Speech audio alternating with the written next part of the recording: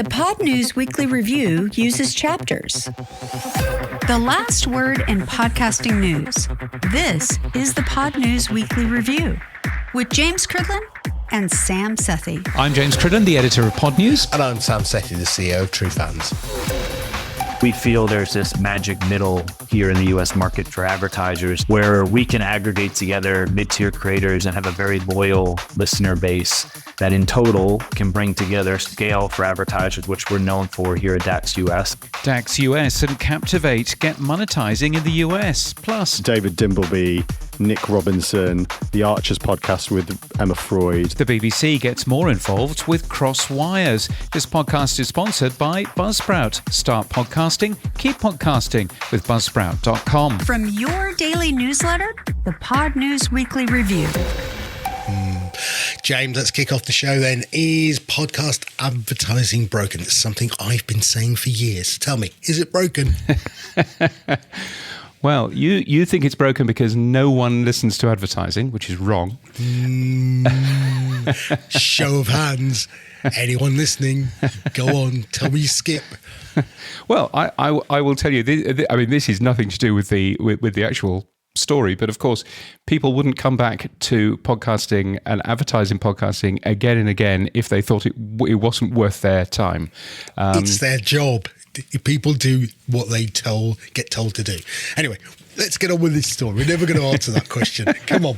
I mean, we are, because all of the evidence is on my side that people come back and they and they advertise in podcasts again and again and again because it works really well for them. But doing the same thing time and time again is the first sign of madness. Let's go on. But something has emerged from secret. A Alliance for Measurement in Podcasting. Never a good thing. I know, exactly. An Alliance for Measurement in Podcasting. It's called AMP. And they are trying to do a few things. They are trying to firstly define the word podcast, which they say is vital. They also want to define what an impression is in terms of podcasting.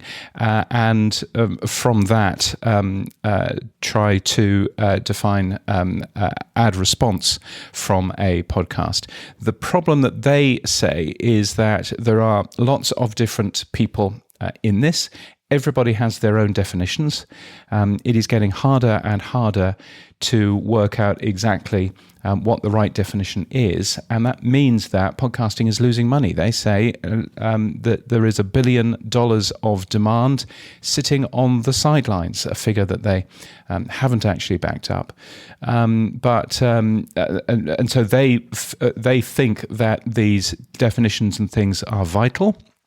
They've been working on this for the last year, and they will be revealed, apparently, in July at the upcoming CAO Summit from Oxford Road in Palos Verdes in California, wherever that is. Rancho Palos Verdes. Anyway, what do you think about all of this stuff? What is podcasting? Podcasting is like porn. It's hard to define, but you know when you see it, right? I think that's where we are with it. We all know what a podcast is. Yeah, but do we though? Because we've added video to the mix, we're now going, oh, is that a podcast? It's not got RSS, is that a podcast? So we do know, I mean, within reason, we know what a podcast is, and we know what a TV show is, and we know what a radio show is. We just haven't got a strong definition because of what you rightly pointed out is how do you account for it in a spreadsheet, which would then give the industry of podcasting the rightful metrics and measurements, right? So I think that's the first part. Yeah. I think when I go back and say I don't think podcasting works because I say things like it's all about attribution, but I think podcasting can work. I think podcast advertising can work really well now that Apple has, made the industry change towards HLS, because now we can measure the play count. Now we can measure the consumption. Now we can measure if that ad was played, and now we can measure how long it was played for. Those things couldn't be measured before, and that's why I was always negative to the advertising metrics. I think the industry has got a massive opportunity to really go back to advertising and say, look, we can tell you exactly what's going on, and here is the data that matches it. Yeah, I think there's definitely something there. Just to come back to the definition thing, I think the definition thing is really important. And the difficulty with the definition that we've got at the moment of, oh, well, you kind of know what a podcast is that, as you say, doesn't allow us to understand. If we don't have a definition of the word podcasting, we don't have a definition of podcast industry. And so therefore that actually doesn't help any of us, because at the end of the day, we all want to know what industry we work in. And if the definition of podcasting isn't fully understood by anybody, that means that we don't actually have an industry either. So I think it is important that we get that bit right. By the way, my suspicion is that we will end up in a world where things that we think of as podcasts today are not actually defined as a podcast tomorrow, which is going to be very strange. And particularly audio fiction, for example. If one of the definitions of podcasts is, it's two people talking in front of a microphone and it comes out every week, which is a definition of podcasting, then audio fiction is not that, and audio fiction goes away. At least it goes away out of the definition of a podcast, and that's, I think, a great shame. But again, we're just sort of waiting for this stuff in secret. Did you notice who is involved and who isn't involved? Because that's one of the things that I find quite fascinating about this. I noticed who's involved, yes, because they listed out some of them. Who's not involved, James? Well, so not involved are the IAB. You would have thought that something talking about the first full podcast measurement framework would involve the people that have been measuring podcasting. But didn't you tell me once that there's multiple IABs? I mean, there's lots of IABs across the world, yes. But the IAB in the US, the people who have come up with the podcast measurement guidelines, you would have thought that they would have been involved in this sort of thing. The other set of people who I don't understand why they're not involved, we have a trade association for the industry. It's called Sounds Profitable. Surely this is the number one thing that Sounds Profitable should be working on. They're not in this list either. So I look at this and I think, is this a deliberate thing to keep both Sounds Profitable and the IAB out of this? Is this something that that they are doing deliberately? Have they forgotten that they exist? What's the deal here? I don't really understand why those two industry associations, and Sounds Profitable has somewhere north of 100 different companies involved in that organization, and they're not involved. If this was the radio industry, you would have the Radio Centre, the equivalent of Sounds Profitable, involved in this. But there is no such involvement. There is only one podcast measurement service, Podscribe, which is taking part in this. There's no other podcast measurement attribution company. So I'm kind of looking at it and going, is this the whole industry? Because it doesn't look like the whole industry to me. Are they all Oxford Road clients? Possibly. I don't really. I'm just kind of looking at it and going, it's the whole sort of secret thing. And they said secret. By the way, I know that Adam Curry thought that it was just James being a little bit sarcastic, but no, they actually said the word secret. We've been working on this in secret since last summer, which is very unpodcasting, isn't it? I look, I'll be honest and say I don't hold out a lot of hope for this group, by the way. Only on the fact that anything done in secret like this isn't always going to cause problems, because you're not getting a consensus. The other people missing from there, YouTube, DAX certainly are not there. Mm-hmm. You could go on, Acast aren't there. All the people who were announced by Apple for the HLS advertising platform. Yes, you've got now Spotify there, but no Acast. Sirius is there, but where's Art19? So again, a bit weird. And also, given that I think technically, what are they going to be looking at? Look, maybe we should just hold off and let them come up with what they've got before we start, criticising it. And then shoot it down. Maybe that's the plan. Maybe we should hold on. Now, what did Adam have to say about it, or the Podfather? What did he think?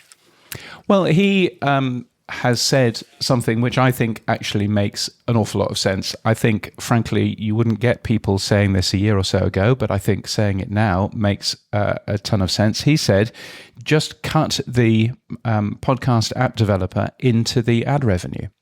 Now, Apple is already doing that. Apple is already being cut into the ad revenue. If you look at the way that works, Apple will get an amount.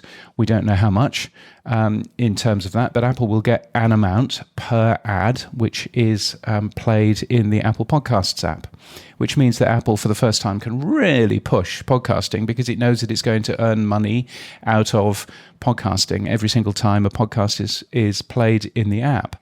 Now, why couldn't you do that? If you've got that for Apple Podcasts, well, why couldn't you do that for Overcast, for Spotify, for Pocket Casts, for any of the other services? Then the podcast app developers give back the first-party stats that they have, not who is listening, but how many listeners you got for that exact bit, et cetera, et cetera, et cetera.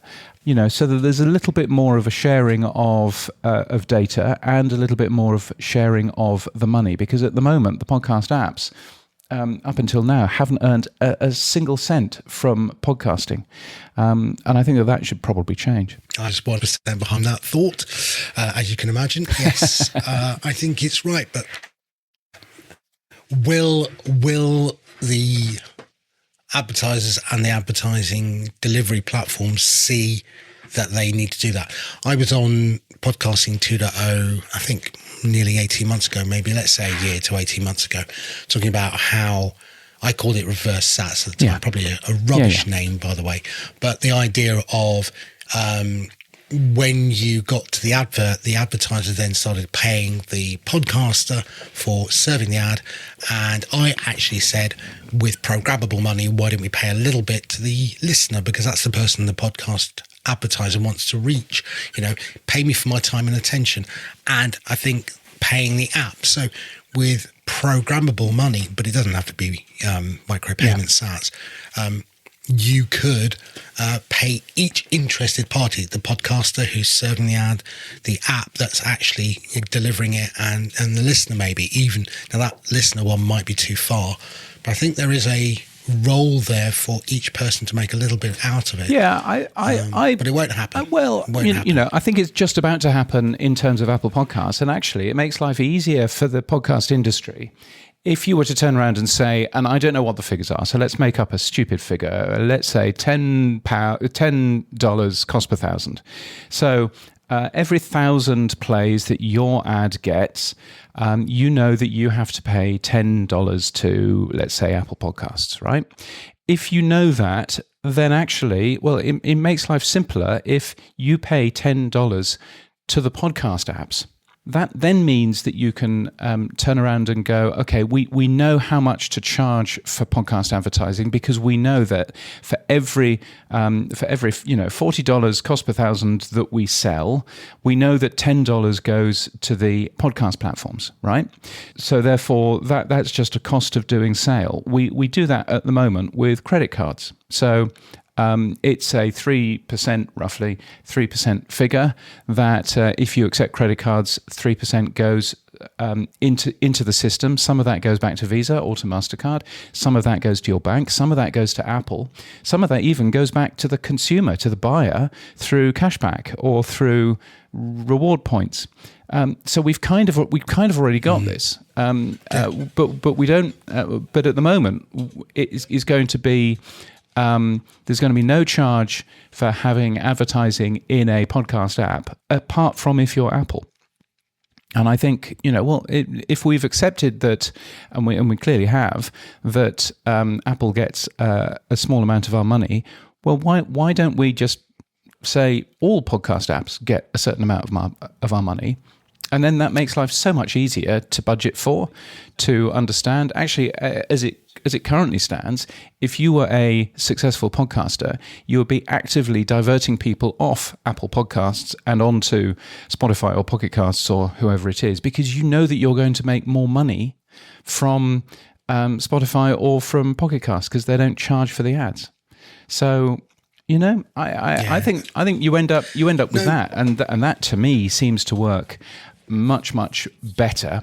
And as Adam says, you know, the quid pro quo there is that there is a bit of data sharing, there is a bit of information, and if Marco at Overcast wants to say, oh no, I'm never going to do that, well that's absolutely fine, Marco. You're leaving money that could be feeding your family on the table, but that's absolutely fine. You don't worry about that. But that, to me, seems like a sensible next step, and then enables us to understand the size of the market, enables us to understand all kinds of things. I'd love that to happen. I think the first step is, when will Apple announce what they're going to take as a cut of the advertising revenue? That will then set the benchmark, and then I guess something like AMP can use that to say, right, this is going to be the model, and then all of us app developers go, yeehaw, we'll have some of that, please. But let's see what goes on. You know, ideally. Well, let's see what happens, and let's, of course, see what happens with some of the people who are selling the ads. Indeed. Now, DAX US. Now, over the last 6 months, James, you've reported quite a bit about DAX. You've talked about Les Hollander leaving DAX US. He was the former CEO, and Brian Conlan became the company's president. You've talked about DAX partnering with DISC, which is a advertising effectiveness measurement tool. Are they part of AMP, I wonder? I don't think they are they? And you talked about Rob Walsh joining from Libsyn, going to DAX. And equally, you've talked about DAX US and Captivate announcing a new unified monetization suite. Lots and lots of news there from DAX. So, you know what? I thought it'd be a good time for us to catch up with Brian Conlan, the president of DAX US, and Mark Asquith, the MD and co-founder of Captivate. I started off by asking Mark been Asquith, a couple of different things that all led to the same place. You've been very quiet, Mark. We focus on helping serious creators at any level, whether you're a bedroom creator coming into this for the first time, or if you're a seasoned network producer, publisher, that is very well put together. Captivate exists to help anyone that just says that they are serious about podcasting to do better in podcasting against their own goals. And it's been more of the same, but with some bigger swings. So, of course, we've had the Apple Video HLS launch partnership, which we'll talk about, I'm sure, at some point. But the bigger piece has been working with Brian and his fantastic team out in the US, and, of course, the wider global team on just bringing another layer of monetization to Captivate creators outside of the listener support, the tipping, the memberships, the subscriptions, the exclusives that they can do, everything that is self-sustaining, self-funding, and working with people like yourself at True Fans on the more modern versions of monetization. And this project has really focused on adding programmatic, direct sales, host reads via Captivate Marketplace. And none of this is possible, of course, without Global's other iron in the US fire, which is DAX US. So it's been very interesting from a product standpoint, because when we put this thing out towards the back end of June, you're going to see some things in there that typically Captivate and very thoughtfully put together, as we always try. But you're also going to see the diversity that we're trying to bring to the layers of monetization for podcasters, because we know eggs in baskets never really works. And I think that's as true for the bedroom creator as it is for the enterprise publisher. And Brian's team are absolutely instrumental in this, and they're the real talent there when it comes to monetization. So Brian's team have been wonderful. So it's been a busy 6 months, but it's been fun. Okay, just for a bit of background for everybody, Captivate was bought by Global a few years back. Global is the big radio group here within Europe that has a footprint now in the US. DAX is the digital advertising exchange. So let's get some of that terminology out of the way. Now, Brian, congratulations, president of DAX US. So what does this all mean for you now? This is a very exciting opportunity for us, and we've been really working a lot behind the scenes with Mark and the team at Captivate, because we just see the US market continue to evolve, and podcasting is becoming a bigger revenue stream for a lot of advertisers. And There's a single theme we kind of hear in the marketplace, as Mark alluded to, these bedroom creators and mid-tier creators go under monetize today because some of the bigger networks are taking care of their bigger shows that are requiring more live events and hostry type of sponsorships. But we feel there's this magic middle here in the US market for advertisers. And that's where we want to lean into our monetization expertise through the DAX platform and our sales team in the US, where we can aggregate together mid-tier creators and have a very loyal listener base that in total can bring together scale for advertisers, which we're known for here at DAX US on the streaming side, but now bringing that same approach to the podcasting world, right? And I think if you look at the landscape today, a lot of these hosting platforms do one of two things. They really scale monetization well for podcasters, where people are going on there for monetization help, or they built the platforms to help the creators from a tool standpoint, right? They're making the hosting platform as easy to use for distribution and the recording of their podcasts. But we see the opportunity by marrying Captivate and DAX together as two platforms to bring this unified approach to the creator economy in the US marketplace and allow advertisers access to the scale of people on the Captivate platform today, and hopefully a larger audience that will adopt to Captivate and DAX moving forward. Now, I came across DAX from my radio world. It was the online radio advertising platform that, was very successful. So you're bringing this now to podcasting. Now, as Mark alluded to, this is dynamic ad insertion, not host-spread advertising. And of course, DAX has a high-quality advertiser. You're not getting your bargain basement advertising. Is there a barrier to entry? As a podcaster, how do I qualify? Do I have to have a certain level to be able to qualify for, or can anybody do it through self-service? What is the process that they can do? The process is important to us because I don't like that.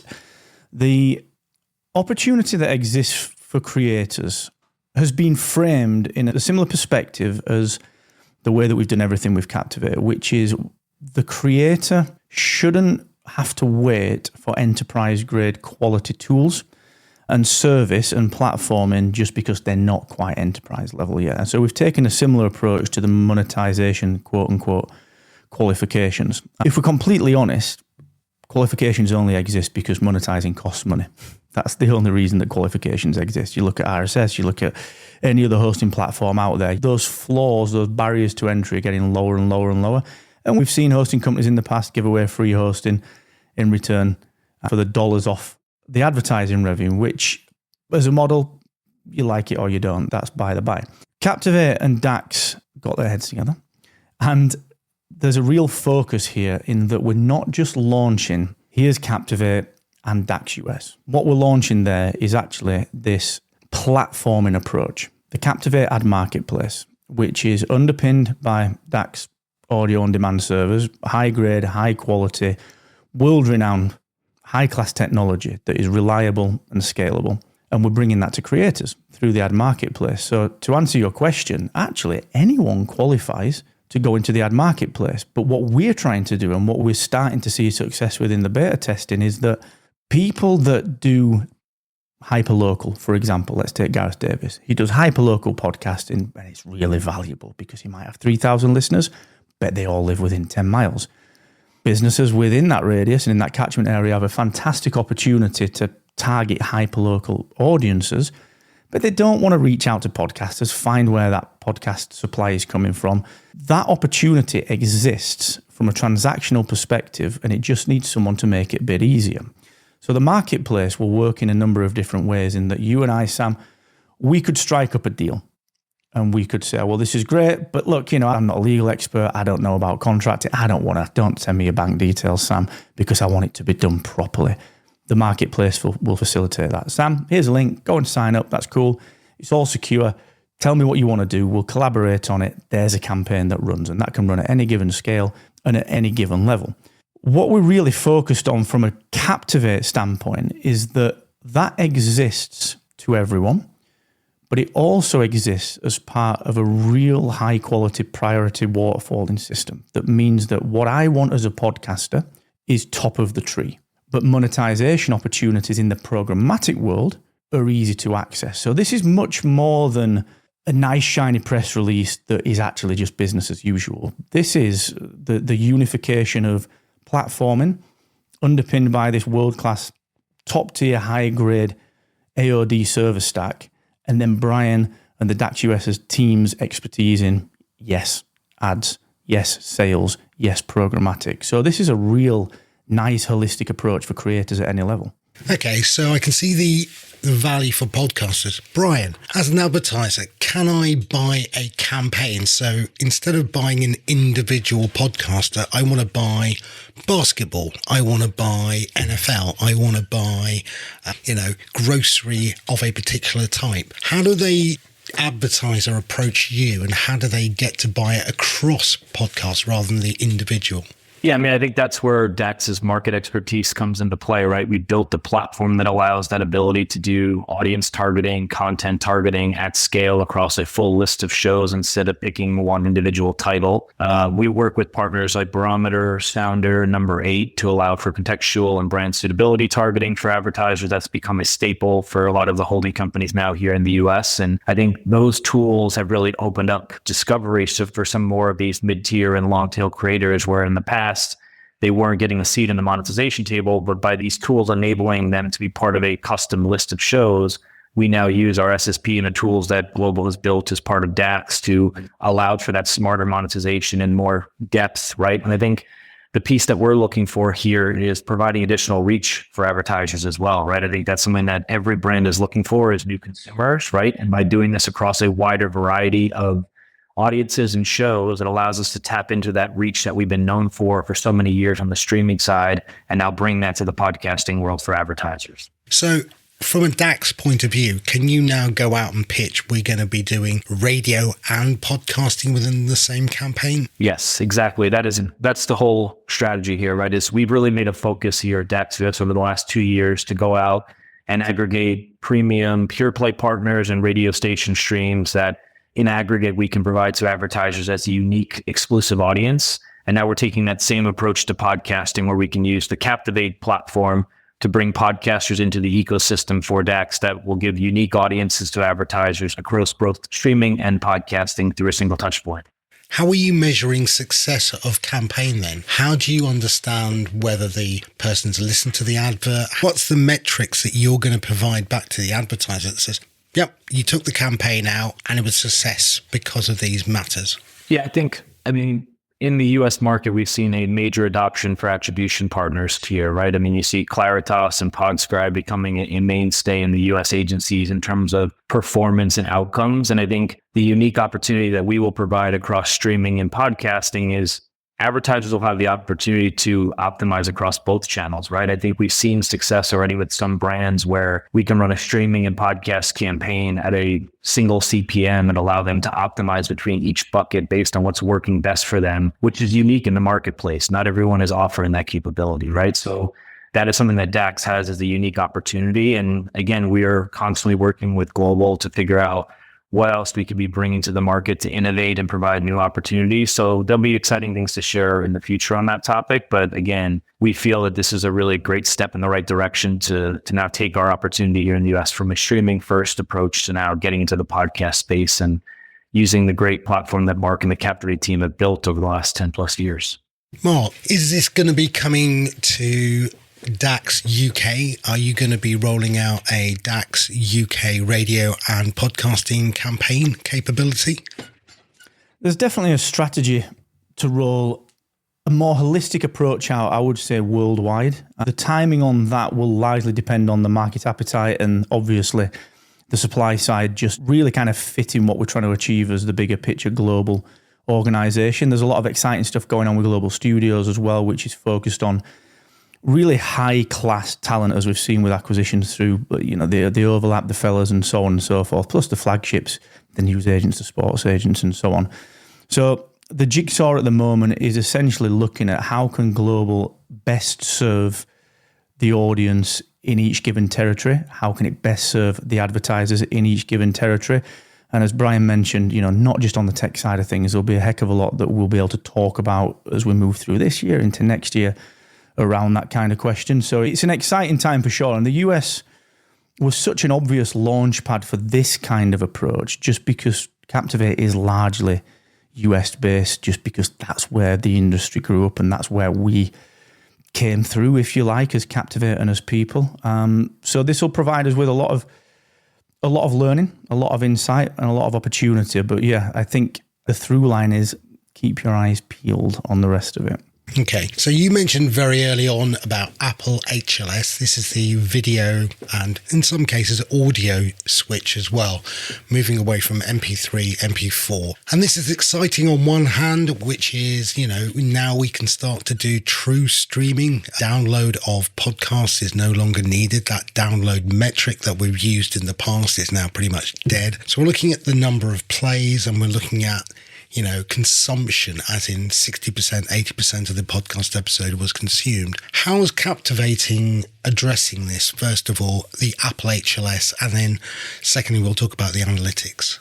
The HLS mechanism overall has been really well put together by Kieran and the engineering team. It was extremely well thought out, very rapidly executed, and just really well put together. And as part of that, HLS streaming through Apple is done in a very specific way that allows us to infer measurement at each level, as well as anyone through TrueFans. You can see what is happening in the logs. That doesn't always mean, and this is a very Captivate approach, that doesn't always mean that we should go as far as we could immediately, because I think the bigger picture that we've got to consider here is actually, what does the switch to video mean for advertisers? What does it mean for people whose businesses rely on advertising revenue? And there's a heck of a lot to consider there. So technically, what is technically possible? We know we can read the logs. We know we can deliver baseline analytics. We know that the platforms that are providing the delivery of HLS to consumers will be able to provide analytics in the future as well. And this is that inflection point that we see every 3 to 5 years in podcasting, where we are all looking at, I think, the best way that we can do things for the people that matter to us, all the stakeholders, whether that's the users, the podcasters, the advertisers, internally, and so on. In short, we're cooking some things up. We like to think on things and sort of think through things a little laterally. But I wouldn't say it was as clear cut as we simply should do what we could do. I think there's more to it than that when it comes to video. Okay, so watch this space. Now, you recently took on 2 wonderful new employees, Rob Walsh and Elsie Escobar. We know what Elsie's going to be doing. She's a community-driven face of Captivate. What's Rob's role? Because I think his role's more to do with DAX than it is Captivate. Yeah, I mean, I could take that one. I think Rob came on our radar towards the end of last year, and Mark and I were having a conversation about kind of the roadmap we had ahead for the Captivate and DAX platform. And someone like Rob Walsh, who's been an industry staple for many years and has great relationships with the podcasters, is someone that we wanted on our team as we continue to build this opportunity here in the US. I think Rob and Elsie both provide a tremendous amount of industry knowledge and just great relationships and great reputation. And I think that's what we want to be known for, right? I think if you look at the Captivate team, Mark, Kieran, and everyone over at Captivate have an exceptional reputation in the podcasting space. And we like to think DAX US is the same for advertising here in the US. So we want to be working with high quality individuals that can help podcasters grow their audience, and then also be bringing the right podcasters into the Captivate marketplace. That way we're bringing unique supply that's premium for advertisers. So I think when we saw both of them, it was a great opportunity to strike and bring them onto the team for what's ahead here with Captivate and DAX. Nice. Now, Brian, one of the things that DAX will have been doing is audio advertising, radio, and now podcasting. We just talked to Mark about video and the, Apple insurgence into video has driven the whole market very quickly. How's DAX dealing with video advertising then? I still think it's a little early for us, Sam. I think we're kind of watching how the market evolves. It's definitely something we'd like to think about and start to get into soon. But again, I think the US market is different than what we see in the UK, right? I mean, US scale is crucial. So you have to make sure you have enough scale on the video side of the business to be competitive. And then I think the advertising community is still trying to figure out the metrics for video sales in podcasting and how do you blend that with the audio approach, right? So I think it's a wait and see for us. It's definitely something that's on our roadmap and thinking about, but we're not there yet here at DAX US. Now, if I want to find out more about how to get involved as a podcaster, I want to get onto this DAX marketplace, how would I do this? I would say check out our latest press release on Pod News, and you can reach out to Rob Walsh directly, and he'd be happy to kind of give you a background of what we've worked on, and love to be in touch. Brian, thank you so much. Mark, as ever, good to see you, my friend. Thank you, sir. Always appreciate you and James. Thanks for everything, my friend.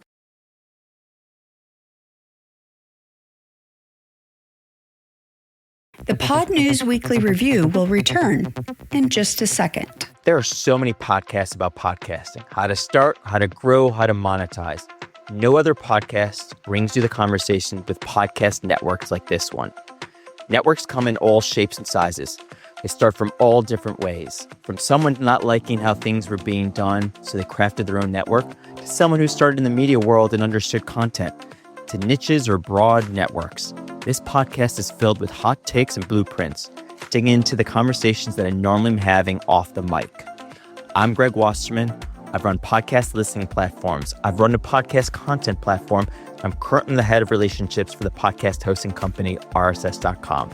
I believe life is about time and relationships. It's through my relationships that I get to bring you this unique perspective of podcast networks. I've talked to so many podcasters who've been upset with their network experience. I've also talked to plenty who love their network. If you're a podcaster, should you join a network? What should you consider? Since I work in the industry, I get to bring you names of people and networks you may never have heard of. If you're a network operator or you work in the podcast industry like myself, you'll walk away with ideas how others are operating their business.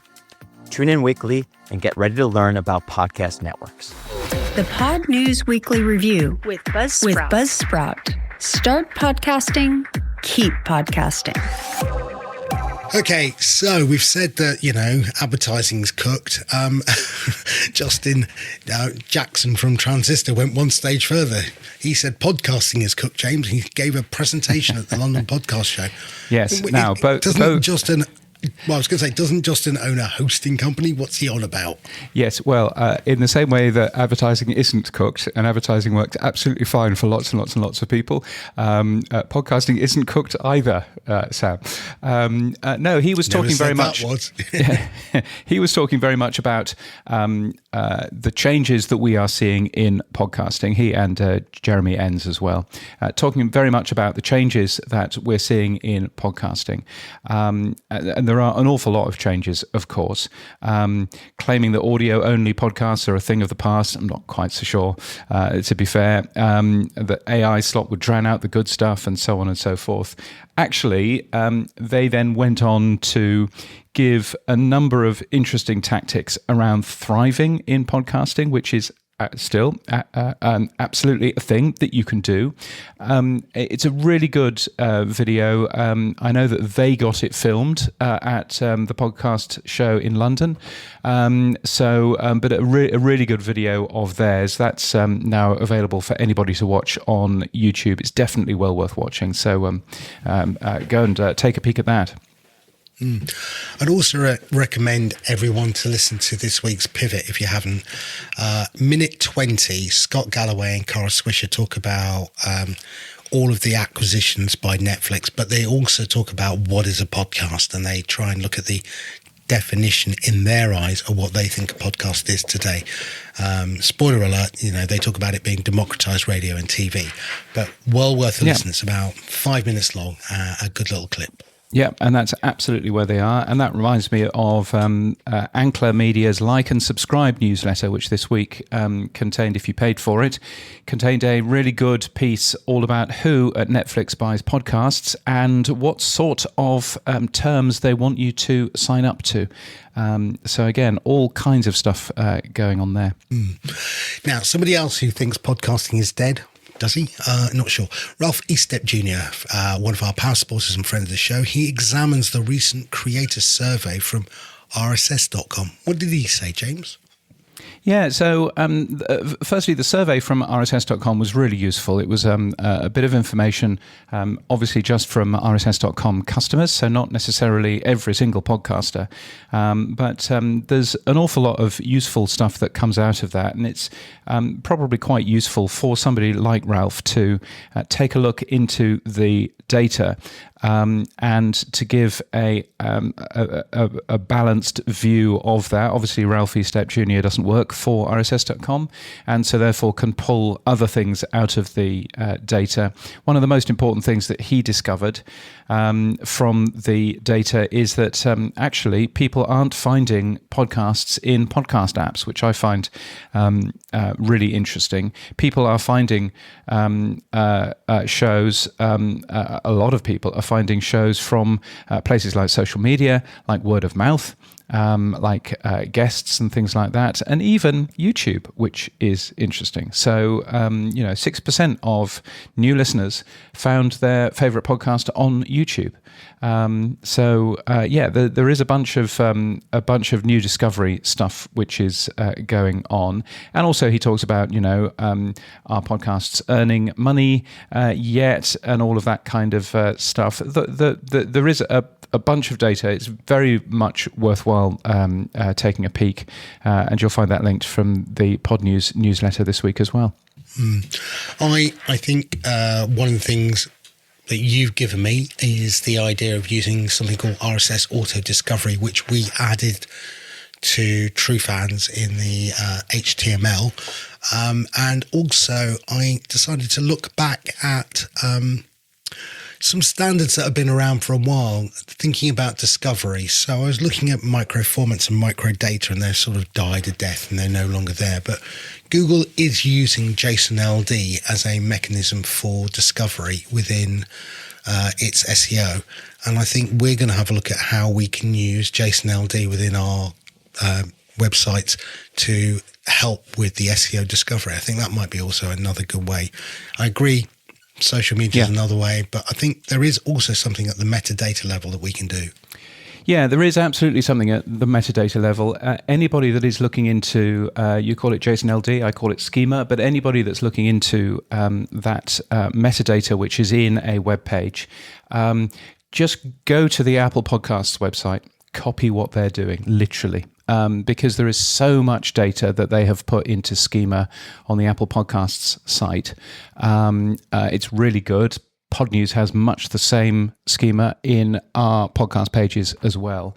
And it's a really useful way. It's not necessarily a way for humans to discover new shows and stuff like that, but it is a really useful way for computers to find more information about podcasts in a standard format as they're scraping the web.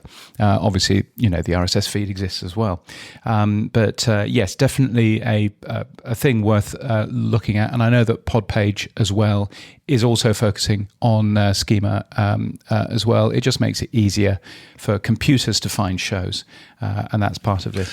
Moving on then, James. Last week we talked about Spotify defining three groups: free users, paid users, and now super users.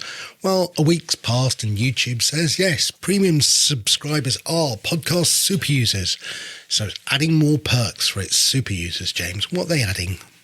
Yes, I mean, they're not super thrilling perks, but nevertheless they are perks. They are three new things.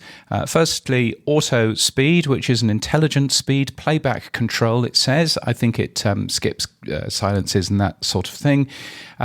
Secondly, a thing called on-the-go mode, which is built for you listening to podcasts on YouTube, but with your phone in your pocket. And when you pull your phone out, it recognizes that this is a podcast, and it gives you podcast-like controls rather than the slightly more finicky video controls that you get on YouTube otherwise, which is, I think, quite smart. So the play button is much bigger, for example, and the skip buttons are much bigger, and they work the way that you expect them to work and all of that. I think that's quite a smart idea, and I think that they've understood how podcasting works from a YouTube user's point of view. And then finally, because of course Spotify has done this, so have YouTube, or rather YouTube was actually first. They had some form of AI personalized playlist generator.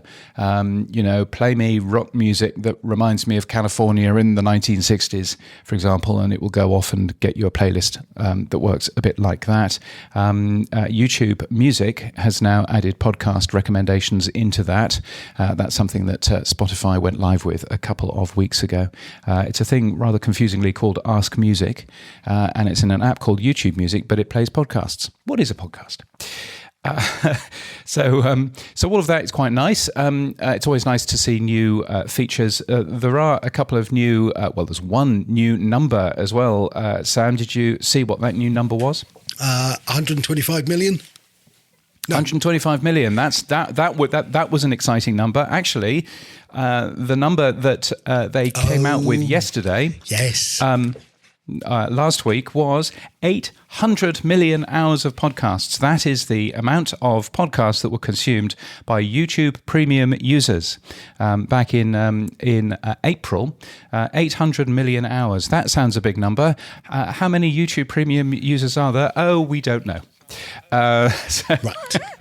So does that tell us anything about YouTube consumption? No, not really. Again, it's just that entertaining black box of YouTube. Is this a bit like Spotify's 500 million hours of video? Yeah. I mean, it's just like it's just. I mean, at least Spotify has a bit more numbers out there in the open. But the last time that we found out how many YouTube Premium users there are was March 2025. That's over a year ago, and there were 125 million. My guess is that number has doubled, if not got even bigger. But 800 million hours of podcasts from YouTube Premium users, okay, well, whatever. The one thing that we do know about that is that means that YouTube Premium users, of course, are the only people that can listen to podcasts without having the screen on. Because that is still a thing with YouTube. Once again, I would say they had people standing in front of a set of podcasters at the podcast show a couple of weeks ago. They didn't bother announcing this to the podcasters there. They waited, I think, 5 days and then announced it as a blog post. And it does kind of go to show the contempt that some of these companies have for podcasting. If you've got a bunch of podcasters in a room, why not announce new stuff to the podcasters instead of, in Spotify's case, to investors, and YouTube's case, to a blog post? Talk to podcasters. We are quite friendly people sometimes, so I think it's worthwhile doing. Not at 7 a.m, where's your coffee? Come on, it's here. Right, moving on, James. Now, one of the things that we have seen as well is premium content. We've talked about this from companies like Supercast being bought by Fox Media. We've talked about Substack and Patreon, and last week we even talked about Spotify getting into memberships, and obviously Apple with their channels. Now, Patreon has been one of those places where you could send your fans to go and buy your premium content, then get a private feed and bring it back to your app. Well, Patreon sent out some new terms and services for their privacy policy, and it looks very clear. They've talked about it in many different forums about changing to become much more of a destination rather than a place to just purchase and take your content away. They're now talking about, you having access to your own membership areas, you having access to activities. What do you think, James? Patreon is now pretty much a Substack rival. It's a destination rather than a place for purchase. Yes, I think Patreon is most definitely, changing the way that it has offered, and is changing the way that it works. And I think certainly it is now, as you say, somewhere where you will go and put content rather than necessarily just somewhere where you would accept payment. They launched last month, they launched a new sort of front page into their app, things called quips, which are, sort of short posts that you can add into there, all kinds of, a new home feed, all of that kind of stuff. So they've done an awful lot of work here in terms of that. My suspicion is that we're going to see more of that, happening in terms of, both Patreon. Substack has done something quite similar, very much focusing on we are a place for your content as well as for people to support it. I'm surprised that companies like Buy Me a Coffee haven't copied them, because it seems that makes an awful lot of sense. And, and Beehive, for example, as well. Beehive has all of the tools, but as far as I can see, doesn't have too much of the membership payment stuff. But I think that we are certainly seeing, I think that we're certainly seeing a set of companies who are all sort of merging here in terms of the types of services that they offer.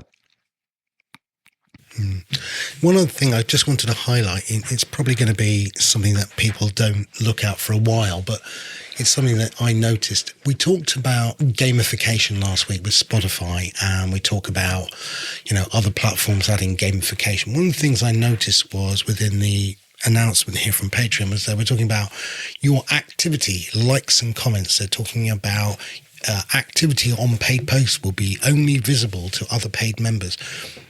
For somebody who does gamification, who looks at this, there is a standard called the activity stream standard, and I can see we are building walls again. So we talked about first-party data not being shared back from apps to hosts to advertisers. I think we're building up another set of walled garden data around activity. So if you're starting to say, I would like to share likes and comments, well, what's the format you share it back in? We don't know. Is there a standard? Well, there is a standard. It's called the activity stream. And again, I think this is something that we won't get to talk about for another 6 months. But I just wanted to flag it up here and say, look, I think there's a problem coming, because all of the platforms seem to be doing. YouTube even talked about activities as well, and gamification.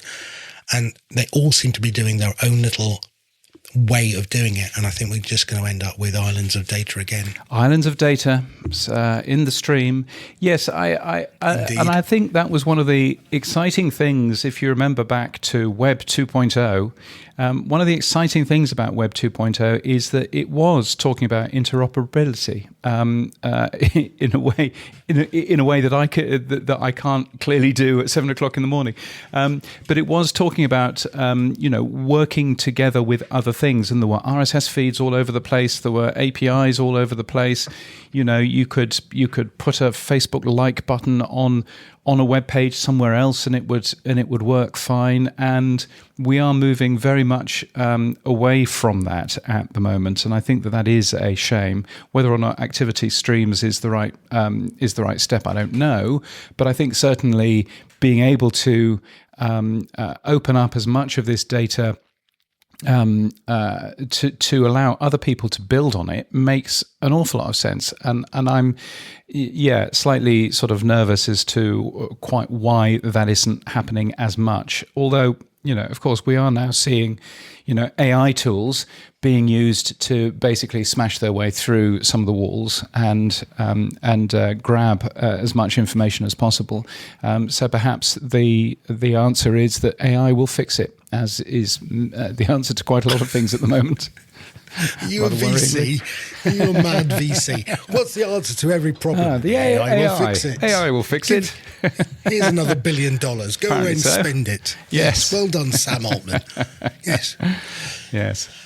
Right. Moving on, James. Around the world, seems like SiriusXM and iHeartMedia's merger isn't going to go ahead. Tell me more. Well, do you remember when you asked me what you thought of what I thought of the SiriusXM and iHeart merger, and I said, "Yeah, I don't think it's a thing. I think it's just, I think it's just a press release, trying to force people out." Guess what? It's not going ahead. It's not a thing. Who'd have thought it? Oh, I would have thought it, and I thought it only a month or two ago. So yes, I would suspect that has just sharpened the eye of a few of the shareholders of both SiriusXM and of iHeartMedia. And will perhaps prod them into action, which is what it was built to do anyway. So hurrah, whoever leaked that. Boardroom shenanigans. Yes, I'm pretty sure. If you consider that DAX's owner Global owns 38%, I think, of iHeartMedia right now. At some point they will be going, when are we going to, either when do we cash that in, or when do we just press the button and buy the rest? and at some point there will be a conversation going on in London about that. And obviously a merger with SiriusXM would have significantly weakened them. So perhaps they are thinking now, it's probably time for us to make that move and for Global to actually be a global company. It isn't at the moment, amusingly. But when Global is a global company and properly moves into the US, not just with DAX, but with other things as well, then wouldn't that be interesting? But that's where we are. Well, I think they're going to have to do it because their buying power is going to be diminished when you start to see companies like Netflix going into the market and being able to spend 100 million. iHeart won't be able to compete when it comes to buying up content. No, well, indeed, and so yes, I mean certainly worthwhile. Global taking a look at that. Tubi, which isn't I was going to say isn't a service that we have access to outside of the US. I think it might be actually. No, it is. It's in the UK. 2024 it came. There you go. I don't know about Australia, but I checked it. Yeah, it's in the UK. Well, Tubi is getting more and more into podcasting. Some of SiriusXM's biggest podcasts are to be streamed on Tubi now, including Conan O'Brien Needs a Friend, Rotten Mango, and What Now with Trevor Noah. Now, the interesting thing with this deal, it's different to the deal from Netflix. This deal is that you get access to Tubi. You can still be on YouTube if you want to. And that advertising sales for video podcasts on Tubi will be shared between Tubi and SiriusXM. So it's a much more traditional media deal. There's no exclusivities here. It's just straightforward. Tubi, if you can put your shows on there, and you will earn a bit from the advertising which appears around them.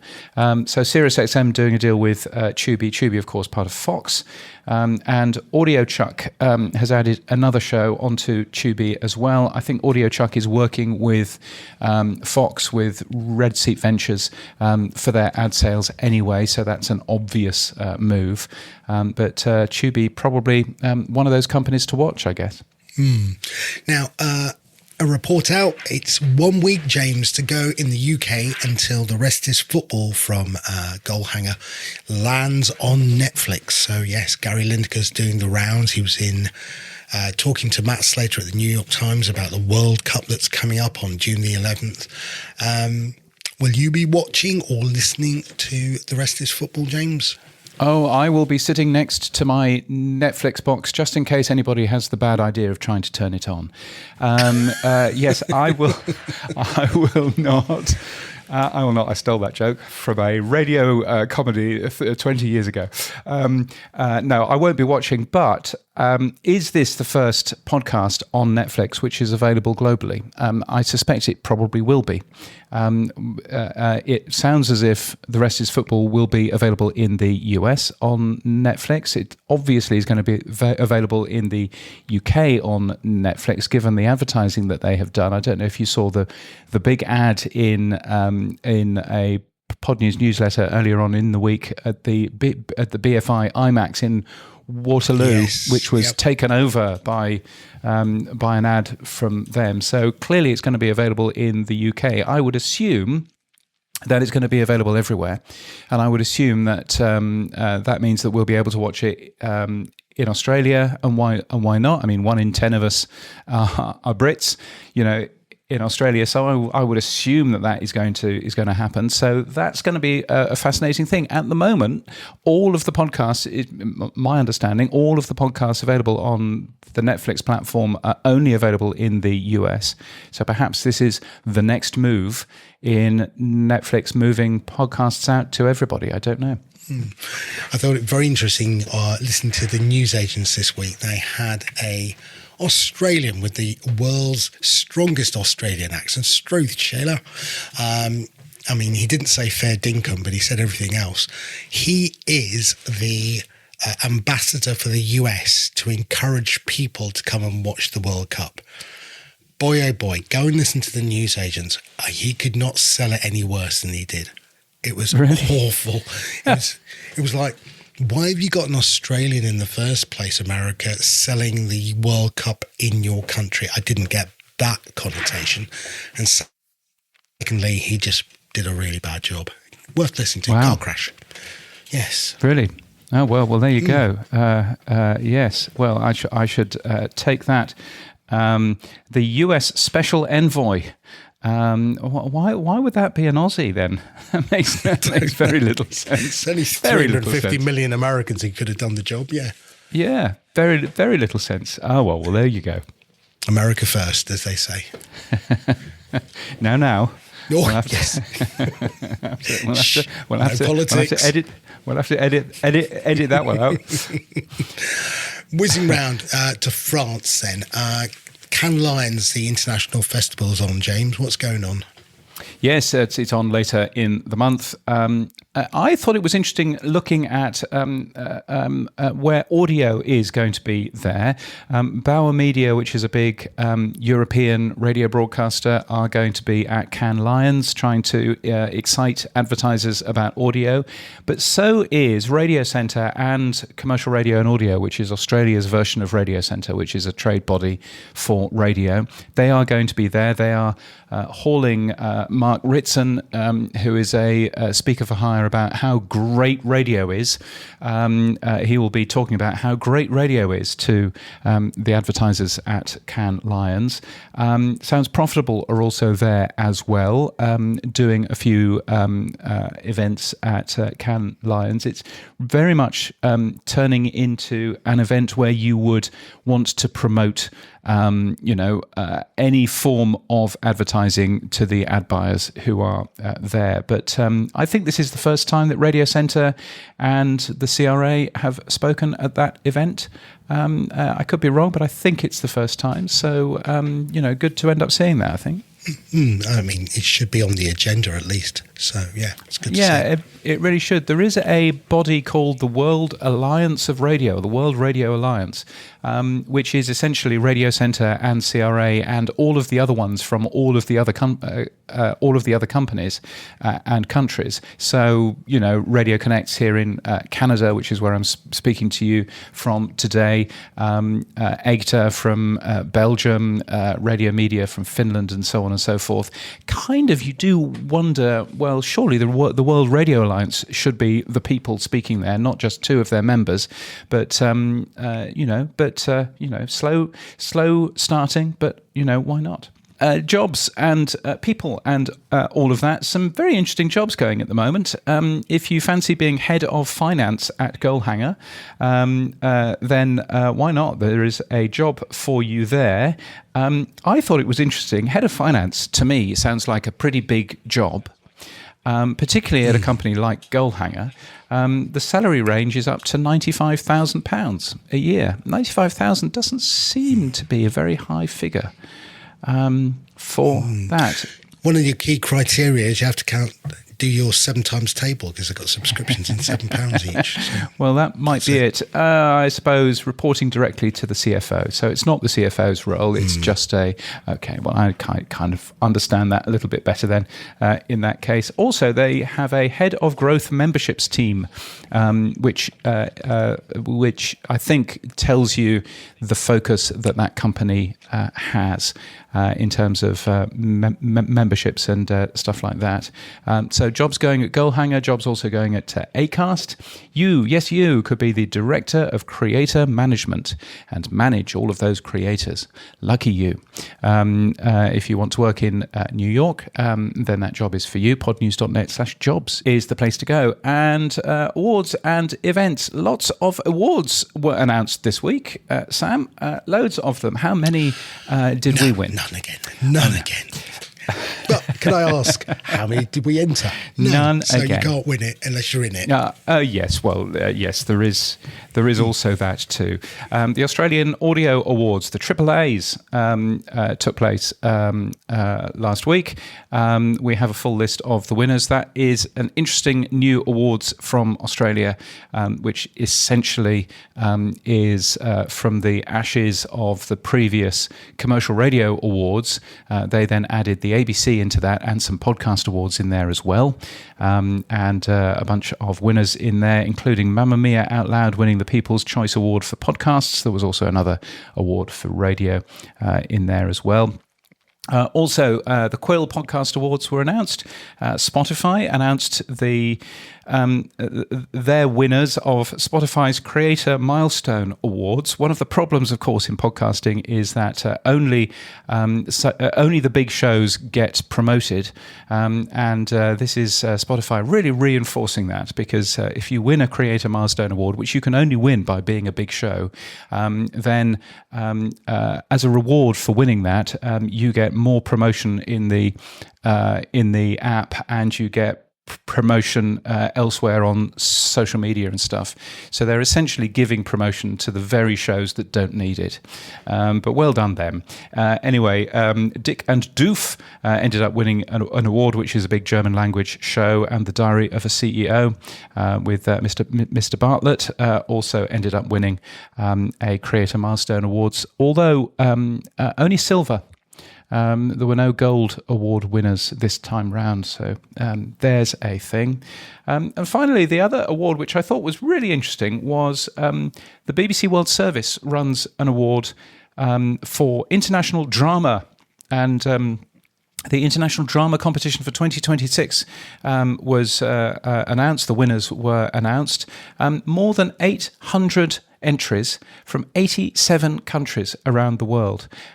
So audio drama doing really, really well. It's not something that gets talked about an awful lot in terms of podcasting, in terms of this particular area, and it really should be talked about more, because there is so much going on in that space, but it's very difficult to monetize, and I suspect that is one of the reasons why we don't hear about it too much.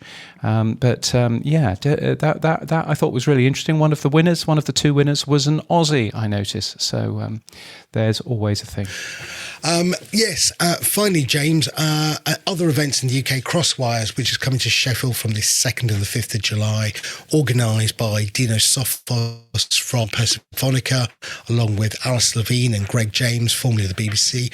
A great event. I think it's in its second, possibly third year now.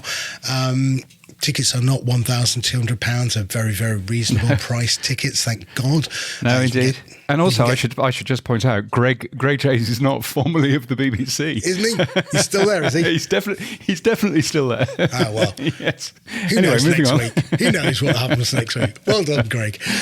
Yes. Anyway, they are going to be having lots and lots of people go up there for some great podcast shows, broadcasting live from various venues around Sheffield. I'm hoping to get up there for it.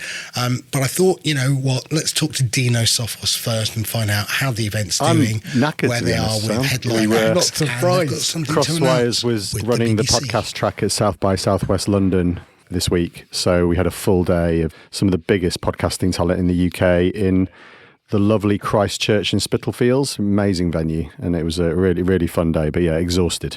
Well, look, as you've mentioned it, South by Southwest, how was it? I mean, very expensive to go to, £1,200 a ticket. I know, right? So who was there? What was the event like? It was good that they approached us to run the podcast track and curate the podcast track with them.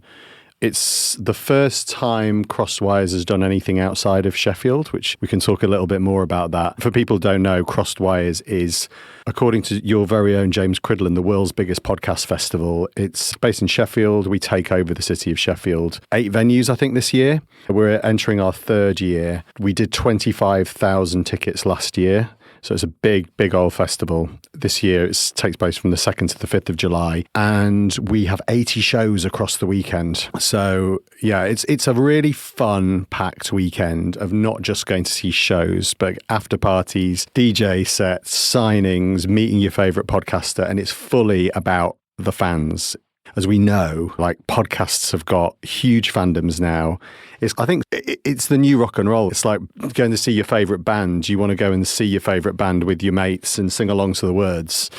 And we're seeing a lot of that in podcasting now. I think you're right. I mean, democratised TV, democratised radio, whatever you want to call it. Everyone now has a podcast, but the people who have the big podcasts really do have that loyal following, don't they? And what we've seen at Crosswires, people are travelling for it. It's not a regional festival. It takes place in Sheffield, but 40% of our audience come from outside South Yorkshire. Like London's our second biggest city after Sheffield. So people are travelling for it. They're making a weekend of it. We had people flying over from Brazil, from Japan. And we've got these iconic podcasts that have got those really loyal fandoms. So Ellis and John this year are our headliners. Elizabeth Day, How to Fail. We've got Zoe Ball and Joe Wiley who are doing Dig It live for the first time. Alice Levine and Greg James are there. So we've got the big household names, but we've also got these shows getting in touch with us wanting to perform. So year one, people don't know what it is. Year two, you're still having to sort of twist people's arms to get them on the bill. Year three, people are like actively reaching out saying, we want to do this. And then also from our partners as well. So we have some really big partners. The BBC is our main partner for the Fringe, and Audible is sponsoring our headline venue. So when it comes to BBC Sounds, they came last year for the first time. We took over a disused department store, the old John Lewis, which has been empty for a few years now, and it's right in the heart of the city centre, right opposite our headline venue. And we put BBC Sounds in there for a weekend. So the BBC brought their biggest shows and talent and offered a free programme for the weekend, so people can just apply for tickets and go and see those shows. We had queues around the block trying to get into those. Last year, John O'Wall from BBC Sounds and Johnny Kay, the head of strategy at Sounds, kind of set up year one. Mohit Bakaya, the controller of Radio 4, came last year and he loved it. They looked at the room and we had some Radio 4 shows there, like Rewinder was there last year with Greg James and Michael Palin. And they had Gardener's Question Time live as well. And the crowd was just so young and diverse and exactly the type of audience that the BBC are trying to reach. So Mohit said, you know, I want to come back and I want to have a Radio 4 venue. So there's going to be a second BBC Fringe venue. Over 3 days, they are taking over the Montgomery Theatre, which is a kind of 400 cap theatre. And they are bringing like serious big beasts. So David Dimbleby, Nick Robinson, the Archers podcast with Emma Freud. They've got a new series about the World Cup with David Baddiel that's coming. You know, kind of like podcasting and broadcasting royalty. I think Woman's Hour is doing a live radio show from there, actually. So the demand from the BBC was like, well, let's double it and do twice as much as we did last year. So we need to extend because of that reason. And I think where we've got to with Crosswires now in year 3, the growth has been huge, is just sort of starting to consider what we do next, really. And I've travelled to the US and looked at what's happening in other countries, and I can't see anything like Crosswires. I can see a lot of B2B, but also podcast conferences that are doing shows or tapings, as they would call them in the US. But Crosswise isn't really about that. Yes, we are filming shows and people do record their podcasts there. But if you look at Help I Sexted My Boss last year, was a full, big Saturday night shiny floor production with choreography and crowd work and costume. It wasn't two people sat in armchairs having a chat. And I think, to be honest, I think that's what the audience expectation is now. Like, people want to be entertained. If you go and see, we've got Danny Robbins bringing Uncanny back this year, and there is lighting and smoke machines and special effects. And I think that's the brilliant thing about podcasting, right? You can be entertained by just watching two people in armchairs having a chat and in conversation with. But increasingly, we're seeing people really wanting to have a big night out, go out with their friends, go and see a show, and then go to an after party and have a few beers. So the logical step for us now, having sort of looked around and kind of going, well, I think we've tapped into something that isn't happening elsewhere, is where do we take it next? I think in the UK, yes, we talked about South by Southwest. That's great for us to kind of pop up there and co-curate a podcast track there. But actually for us, I think the prize will be expanding internationally. So we've just hired an MD, Ian Bushell, really great guy who's really experienced in the live event space and kind of scaling live events internationally. And we are, actively having conversations now with potential partners in different cities around the world to see where Crosswires could go next, which is really fun, really exciting, quite scary, but the opportunity there and the possibility is really fantastic. Some people have likened you to the Glastonbury of podcasting. I think you and I think it's more of the Edinburgh of podcasting, you know, that small venues, local, very tight. And when you talk about internationalizing, you and I were talking off air about, it's not going to be New York, LA or Sydney, but you're looking for cities and venues which are tightly knitted so that, you know, it feels very close between each event that you're putting on. Yeah, the beauty of Sheffield and the reason we launched it here is that it's got world-class venues like the Crucible, you know, where the World Snooker Championships are, Sheffield City Hall, an abundance of theatres, the largest theatre quarter outside of London in Sheffield, and it's all literally a stone's throw. You can walk between all the venues within minutes, seconds sometimes. And that's really important, because what you don't want is people buying a ticket to a show, going home. We want to keep them. We want them to be able to bump into Greg James or Danny Robbins or Elizabeth Day and see them at the bar and have a selfie with them and have a chat. We want that sense of community and that energy, which Crosswires really, really captures. So when we're looking abroad, I think New York wouldn't be right. I'm not sure Berlin would be right. So it's about finding those cities that have the venues, that have the footprint. And also what's been really important in Sheffield actually is the local government and the council getting it. So in Sheffield, the council have given us the keys to disused buildings, which is really fun. So you can go in those like iconic theatres, but we can also just do a pop-up venue in a disused space. And it feels like you're really taking a city. And I think that is important. We don't want to just land somewhere. We want to work with partners on the ground to feel part of a place. And I think place is something I'm really passionate about, which is why both my businesses here in Sheffield, where I'm from, but we want to be rooted in place and we want to feel like we're part of something. Now, you were talking about BBC Sounds, but you've also got something to do with BBC iPlayer. What's that? Yeah, I think this is really, really significant, and we're really pleased to announce that we've struck a deal with BBC iPlayer, which is the BBC's TV streaming service in the UK. And they are going to be filming live shows at Crosswires across the weekend and putting them out pretty quickly. We're turning them around. Some of the shows will be on iPlayer on the weekend. And that is a combination of BBC shows, so the shows appearing at the BBC Fringe, so like newscasts and shows like that, but also commercial shows, so Dig It with Zoe Ball and Joe Wiley, and Get a Grip, the Audio Always show with Angela Scannell and Vicky Patterson. So those shows will be filmed for iPlayer as well. So you know how for your listeners in the UK, when Glastonbury's on and you go on iPlayer and there's a Glastonbury channel, there's going to be a Crosswires channel this year, which is, I mean, this is year 3 of the festival, and I think it's testament to what we've created at Crosswires, but also just how fast this industry is moving, in that we've gone from talking about video podcasts and filming podcasts, and the BBC and BBC Sounds is obviously, you know, like Traces and Cloak. They've had some really big visualized podcasts, as they call them. But now it's gone to the point where they're filming and visualizing live podcasts at a commercial festival, which I think is, really exciting for us. Now, you mentioned that you've got another business, Persephonica. How's Persephonica doing? I mean, you took on Dig It with Joe Wiley and Zoe Ball, massive. You've got Dua Lipa. You've got a few other females in your slate as well. What's happening with Persephonica?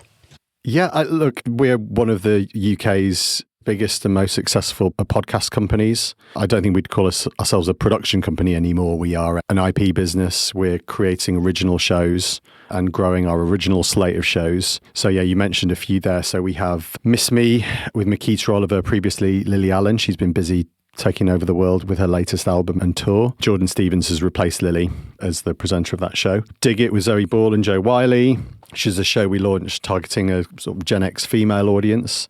Hugely successful. Just last month, we launched Bad Chat with Greg James and Alice Levine. Greg, the host of Radio 1 Breakfast Show. Alice hosted My Dad Wrote a Porno, one of the world's biggest podcasts. We've got Political Currency. So we span genres, but we have sort of started to move into more entertainment shows. A huge part of our audience is female. I think that's a really underserved audience, especially when you look at what we've achieved with Dig It. There just weren't that many shows for 50, 60-year-old women. A lot of the shows that were out there for that audience were quite heavy.